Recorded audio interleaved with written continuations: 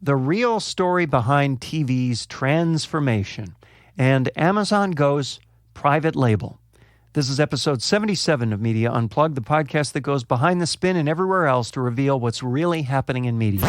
Media Unplugged with Tom Asacker and Mark Ramsey.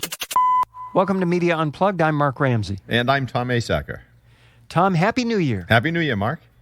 I know. It's a great time to start the series all over again. We're now on episode 77, and it seems like we're on episode 155. Tom, the real story behind TV's transformation. This is a piece from LinkedIn that is more full of jargon than any piece I've ever read. Oh, it's a tough one. Yeah, so I'm going to try and simplify this because I think there's some value here. I'm not so sure about the conclusions. Well, why don't you start off by telling them what he means by TV, because that's right. He doesn't. Well, what does he mean by TV? He doesn't just mean that box that we look at that we think of as TV. He's clearly talking about all those places you go to get moving picture content. Exactly. Whether it be over the top, on air, on whatever device you choose, etc. So here are the points. He says, what are the driving forces behind the media business transformation today, and what does it mean for the future of television? 3 thoughts. And you can help me understand some of these. 1, value is shifting from rights to distribution, bypassing infrastructure. The example he uses, Netflix's content production budget is bigger than that of most traditional media companies across the globe, thanks to converting into a subscriber this was an amazing statistic, 1 to 5% of each country's elite population. Now, by elite population, I assume they mean that portion of the population willing to spend the and money. able to spend the money on Netflix. So in other words, Netflix's achievement is a function of its ability to line up subscribers, which, of course, over-the-air television generally doesn't do. Right. This notion of rights distribution and rights infrastructure and distribution, I was puzzling over this a little bit because I was trying to understand some of these lines because they are fuzzy, right? They're shifting. They said video, and then he puts in parens TV, I don't know why he needs to do that, is shifting from linear channels to streaming, and the economic value is shifting from rights to distribution, bypassing infrastructure. By infrastructure, he generally means, for example, your cable company. Right. Is that pretty much the best illustration of infrastructure? The guys who give you your internet access, the guys who give you your cable channels, your cable channels, the guys who, the pipes. Yeah, right? which are not just the pipes anymore. That's what makes this thing so confusing, right? I mean, I think that's when he starts talking about this thing shifting from here to there, the players are getting into all of it now, right? So that's part of the issue with whether. So I don't really know that I believe that it's shifting from rights to distribution, because if it is, right, so if the economic values shift, why would it be happening? So a few reasons. 1, there's so much good content, right? I mean, the supply of content offerings, that means the distributors, if they have the ability, they control the eyeballs. They have the negotiating advantage, right? Because they control the limiting resource, which is attention, and there's abundance of content. So therefore, does the economic value shift from the people making the content, the rights, to the people who are distributing the content? In that case, yes. But more importantly, those eyeballs means having access to data. And he really didn't talk a lot about that. Right. Because that's the value beyond his average revenue per user. Right? Because there's a big pie called TV advertising dollars that is being sliced up and replated. And I mean, we're talking, I don't know, this year probably $190 billion of TV advertising. And if they're going to be kind of intertwined with the internet, which I believe that's what's going to happen. This stuff's just going to all be mixed together, right? Clearly happening now, yeah. Well, the internet dollars are another $200+ billion. So all of that data that you have if you're the distributor.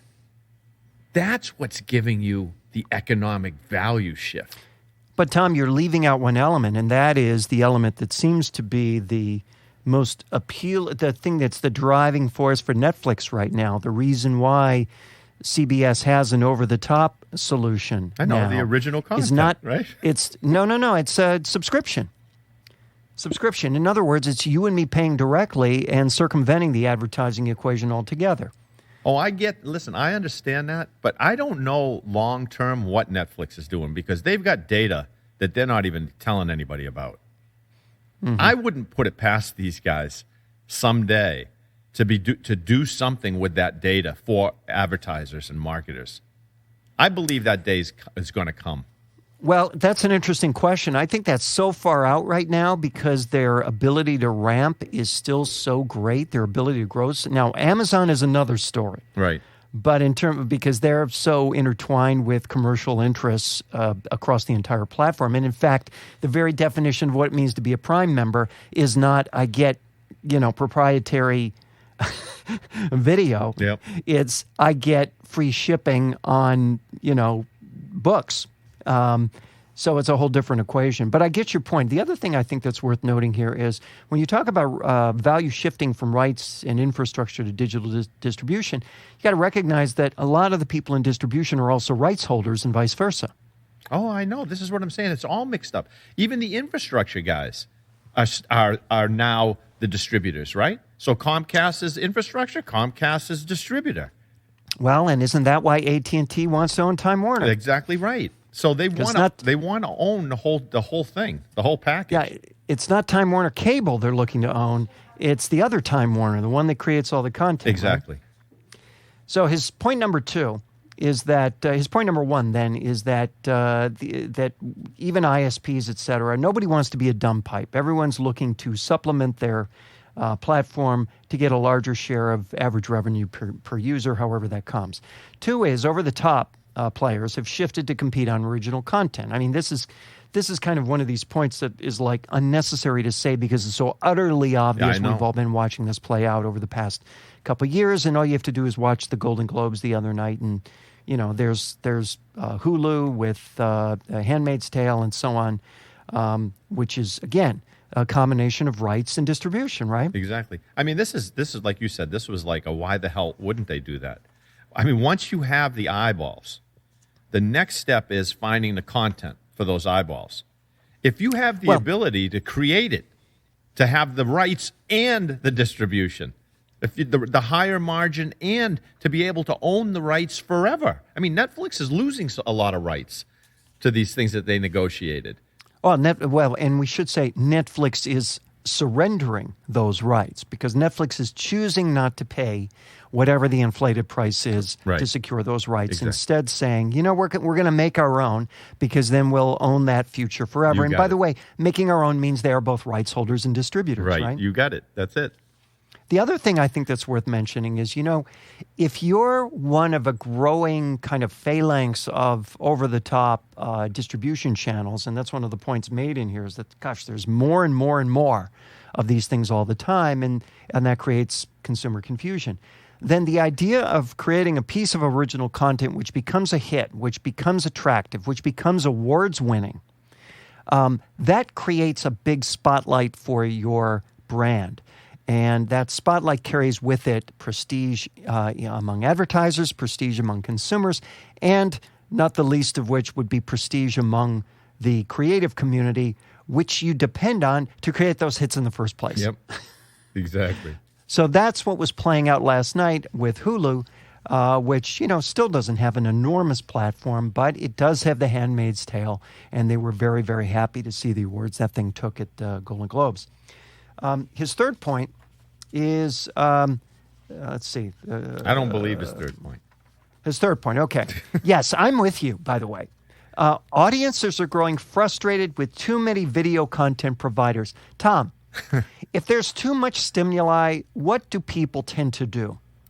they focus in on the ones that they want. I mean, that's correct. They ignore all the noise, right? Exactly. So that's like walking into a supermarket and saying, "Oh, there's too many things in here. I got to get out of here." Exactly. There's exactly the right number of things in there, and you find what you want in the midst of all that chaos. So I agree with you completely that this is people kind of responding to the additional noise by expressing their dismay over the additional noise, but having nothing to do with actual frustration. That's exactly right. It says, and here's another of his points. Content discoverability seems only to be becoming a worse problem for consumers. Again, I think all those conversations about discoverability are a bunch of nonsense.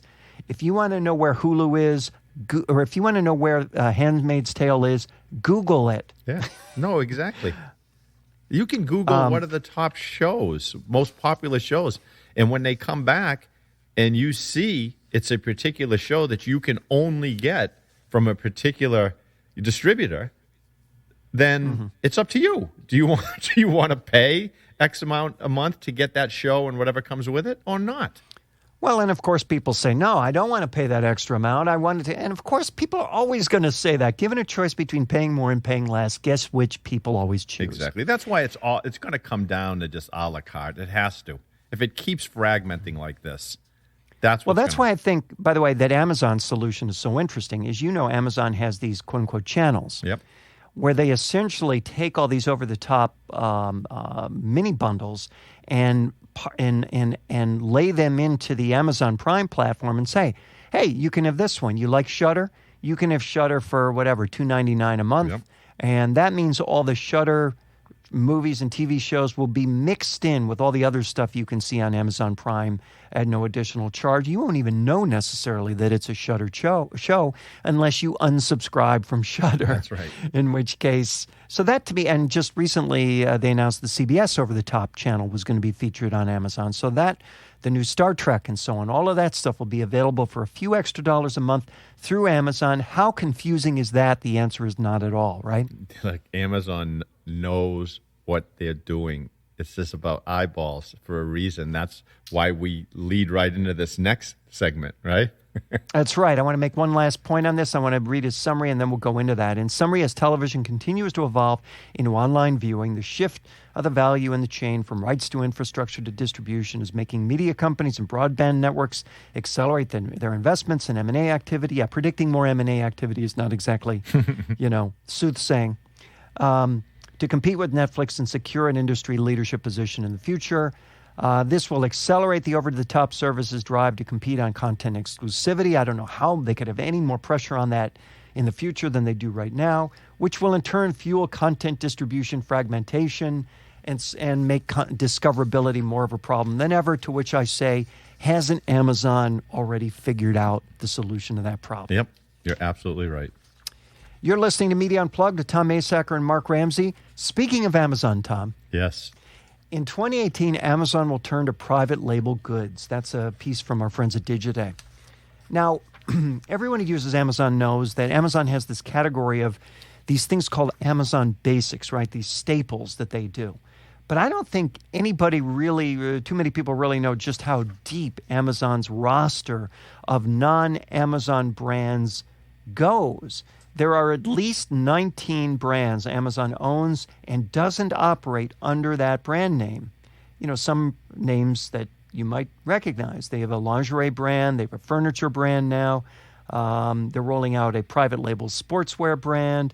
All of this, of course, invisibly mixed with all the other goodies there on Amazon because, of course, there's some categories, some premium categories, or I should say private label items that aren't interested in being on the Amazon platform. It's not good for them, they think, to be on the Amazon platform. So Amazon's just simply going to route around them.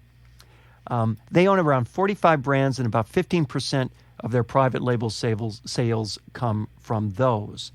I found this to be really fascinating. Their plan is to, of course, ramp up these private label brands, which is kind of the consumer equivalent of proprietary programming on Hulu and Netflix, is it not? Oh, yeah. Look, this is really big. I don't think people realize what's going on here. It's hidden from them, and Amazon loves it to be hidden, right? Sure, I know absolutely. people who use Amazon's data, however they scrub it, they find and knock off top sellers in different categories, either by selling in an equivalent product basically for less money, or some of them create like a more feature-rich brand, and they sell it for the same price or a small percentage increase. I know people doing that for a living. Amazon, they have the data, so they have what these people have, but they can manipulate the search results. And that's what I don't think people realize, right? Amazon can say, oh, somebody's searching for this. I can put something in their face that drives my brand. And that's one thing that these people can't do that Amazon can do. And for anyone who says, you know what, I don't want to own everything manufactured by Amazon, as this piece says, 2018 won't be about brand Amazon. It can be brand X owned by Amazon, and you won't even know. Oh, of course not. Unlike other retailers making moves into private label, Amazon has control of, as you put it, customer data. And because of its seemingly endless amounts of cash, it can withstand some profit loss in early months or even years. Experts say 2017 set up just the beginning of Amazon's domination, changing from being less of a marketplace and into conducting more of a full assault to own every part of the retail experience. I think that's a little overheated because it's not the retail experience. It's just all the stuff in your closet and all the stuff in your garage. And in your living room. And all the stuff in your pocket and all the stuff in your living room. It's everything you own. Except your car. Well, and maybe that's coming. Look. That's got to be coming. The statement that one of these industry insiders made who wanted to stay, anonymous. Amazon will never be Nike because it has the ability to own the lower price point in apparel and shoes and make a lot of money that way. Well, I'm going to tell you, that is either bullshit denial, a lack of imagination, or a combination. Because, listen, I'll give you a hypothetical. Stick with me. So Amazon goes out and they produce an original movie. And let's say it's a comedy with some millennial celebrity. Or top millennial celebrity. And as part of the deal, this millennial celebrity wears an Amazon private labeled brand. And as part of the deal, they promote it on their social channels. Now, let's say the movie takes off. Watch and see how popular that particular brand becomes. And it has nothing to do with, this is a budget brand. It's like Walmart, but online. No, that's absolutely crazy. They can create luxury and sell luxury brands too. Of course they can. Why not? Why not? It's interesting. The situation you just described, for all I know, has occurred. They've got, for example, the comedy movie The Big Sick is one of theirs. Kamal Nanjiani is the star of that movie. And he's going to be at a awards ceremony later this week that I'm going to be at. And you know what, Tom? I'm going to ask him. I'm telling you. I'm going to ask him about that very scenario and see what he says about that. I will report back to you. Listen, this is all the stuff that we talk about that's behind the curtain. We just don't see it. So people think, it will never happen. It's not happening. It's happening. The other thing I think that's objectionable about the criticism of their ability to do this with premium price brands is people forget what some of the brands are they own. I know, for example, they own Zappos. Now, exactly. Zappos doesn't have a discount bone in its body, right? Nope. It's powered by service. It's not powered by discounts. Yeah. This is what people are missing with Amazon. It's kind of like the closing statement. Some guy says, Amazon private label is tiny, maybe a few billion. That's tiny. but this is what people miss. Amazon is not a shark. They're not looking to bite someone's leg off. Amazon is like a shifting school of piranha. They want to nibble people to death.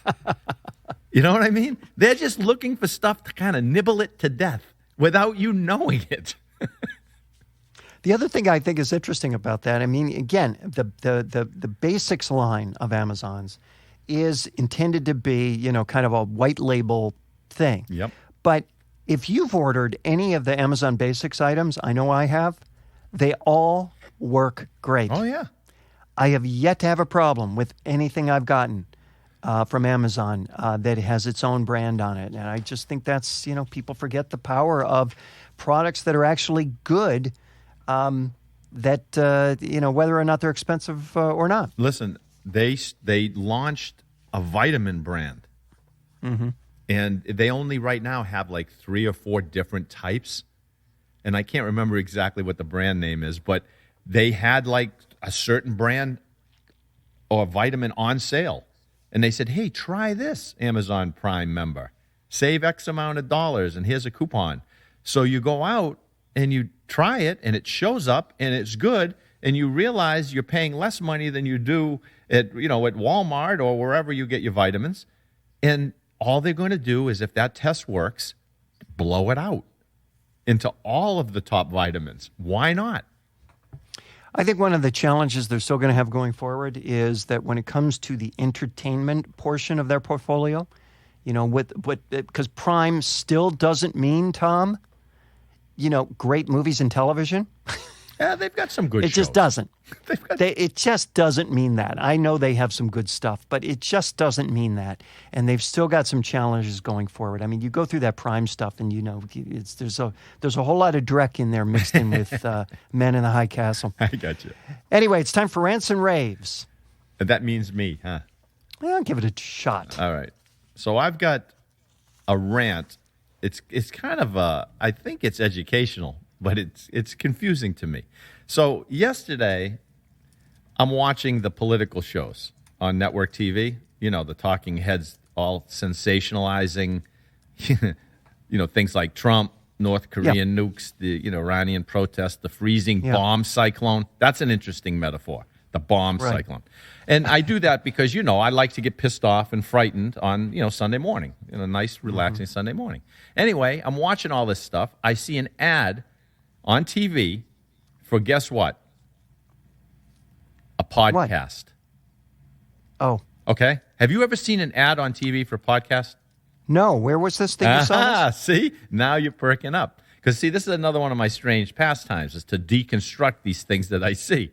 So it was a local Boston ad with 2 old white guys, and they're promoting. Now, this is, again, a television ad promoting a podcast. So I don't know what the media world's come to, but they're promoting a podcast called Name Brands.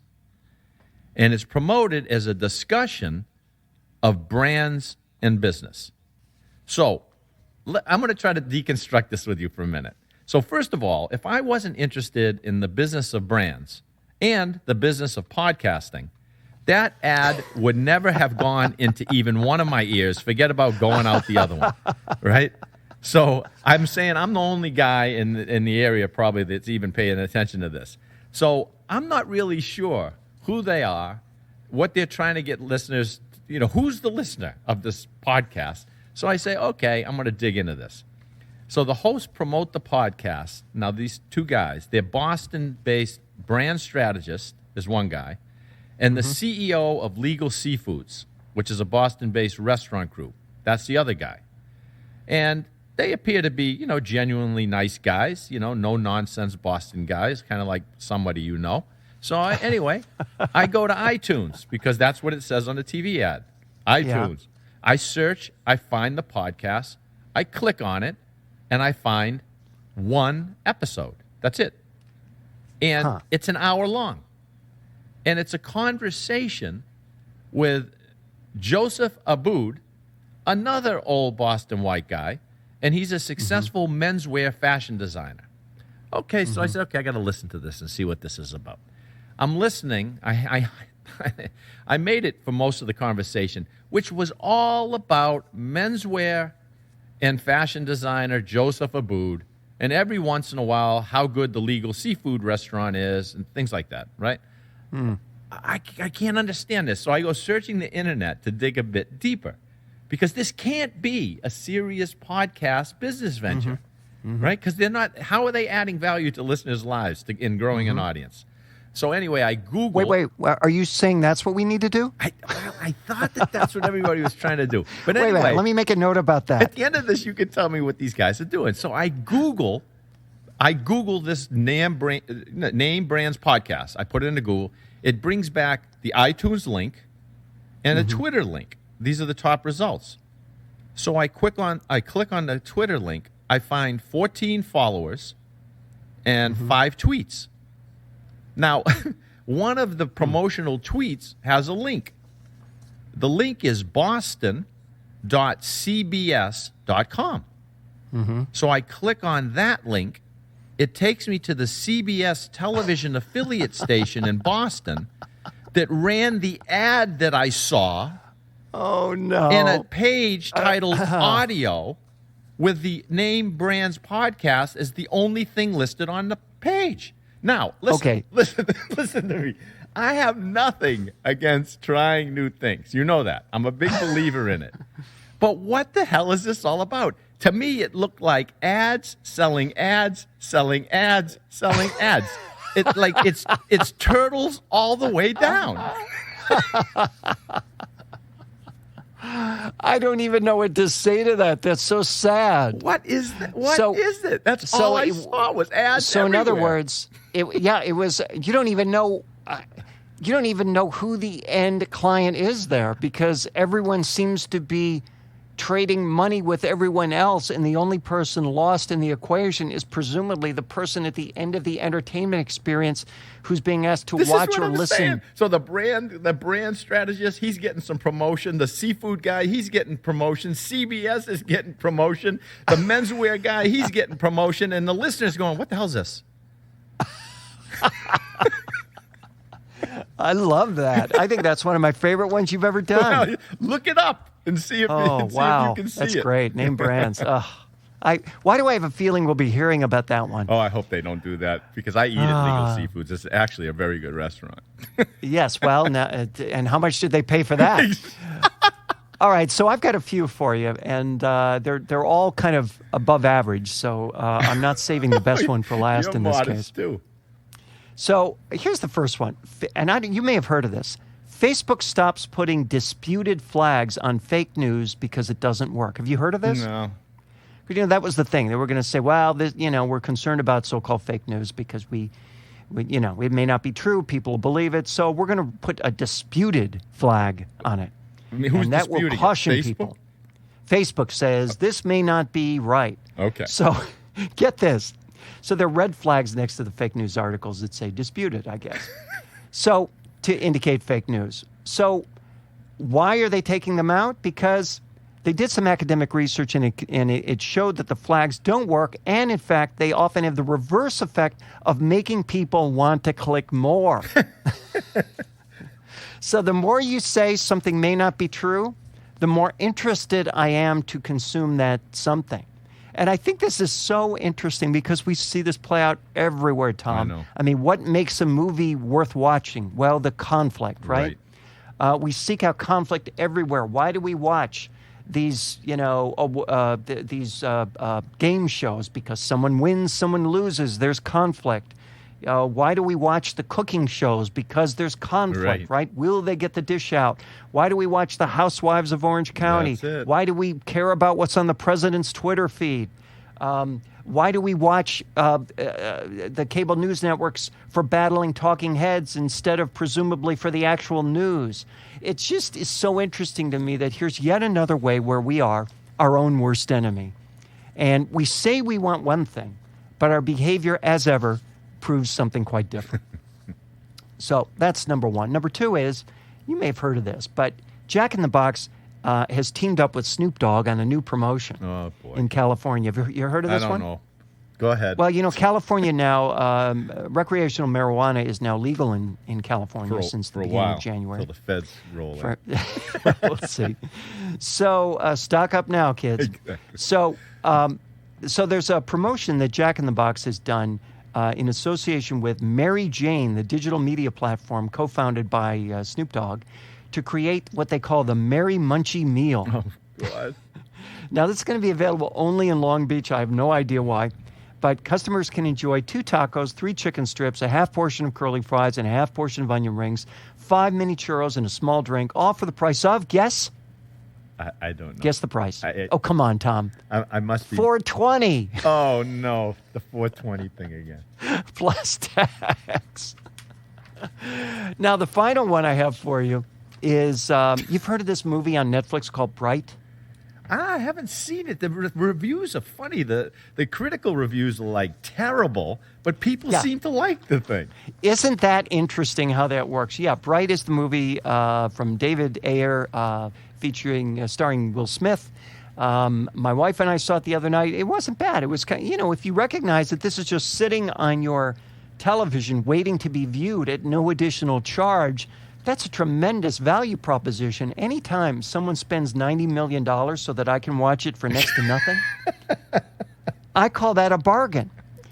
So this is Netflix's big foray into tentpole filmmaking, and I think the theater complexes are firing up their PR departments to nix this thing because, yes, the reviews were awful, and I think this shows both, A, how inept the theater PR departments are, and B, how innocuous and irrelevant the critical voice is.